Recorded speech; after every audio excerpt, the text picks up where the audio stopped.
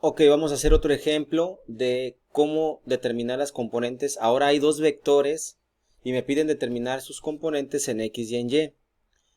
Lo primero que les sugiero hacer es declarar los vectores, es decir, establecer por aquí, por ejemplo, digamos que el vector F1 tiene una magnitud de 150 y un ángulo de 60 grados. Ese ángulo sí es de 60 grados porque está medido a partir del eje de las X. El vector 2 se llama evidentemente F2, tiene una magnitud de 120 y está a un ángulo no de 40, ojo, no de 40. El ángulo que me interesa es el que se mide a partir de aquí para acá. Ese es el ángulo que me interesa. Y si este mide 40, el ángulo que me interesa es de 140, porque 140 más estos 40 dan los 180. Entonces, no se vayan a confundir, este 40 solo es de referencia, ¿ok? Entonces, solo es de referencia. Así es que vamos a colocar acá 140 grados. Y bueno, una vez que ya declaré los dos vectores que son los que yo tengo aquí, ya puedo determinar sus componentes. Cuando tienes dos vectores o más vectores, es mucho mejor organizar la información así, con una tablita. En un lado pones en una columna componentes en X, en otra columna componentes en Y.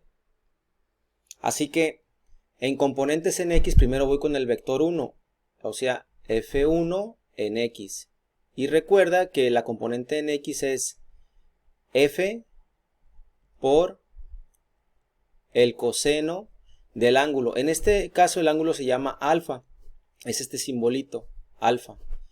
Así que F1 de X es igual a F que vale, F1 que vale 150 y eso lo debo de multiplicar por el coseno de 60.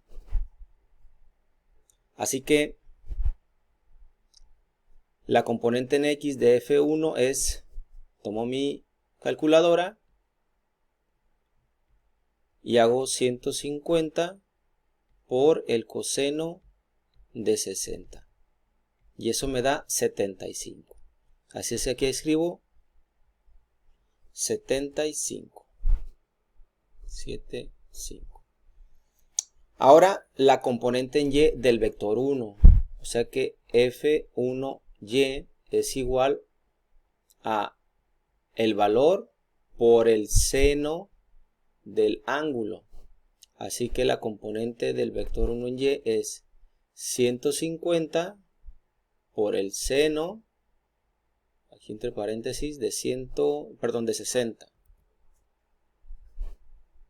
De 60. Así es que la componente en Y del vector 1 es, tomo mi calculadora y ahora anoto 150 por el seno de 60. Me da 75 raíz de 3. Con esta tecla que dice SD puedo cambiar a decimales. 129.9. 129.9. Ahora voy con mi vector 2. El vector 2 tiene una magnitud de 120 y está a 140 grados. Así que por acá escribo. La componente en X del vector 2 es F2 por el coseno del ángulo, por el coseno, ahora este ángulo se llama beta. Beta. No hay que confundirnos. F2 vale, la magnitud vale 120 por el coseno. Beta vale 140, dijimos. Acá está establecido, 140. Esto podemos colocar los paréntesis o no, es indistinto en este caso. Y tomamos nuestra calculadora, 120 por el coseno de 140. Y eso es igual a menos 91.9. Menos 91.9. Y ahora la componente en Y del vector 2, que es la magnitud del vector 2 por el seno del ángulo al que está, que se llama beta. La magnitud en y del vector 2 es 120, que es su magnitud, por el seno de 140. Recuerda, las componentes en x son con coseno y las componentes en y son con seno. F2 en y es igual a, tomo mi calculadora, 120 seno de 140. 77.13. 77.13.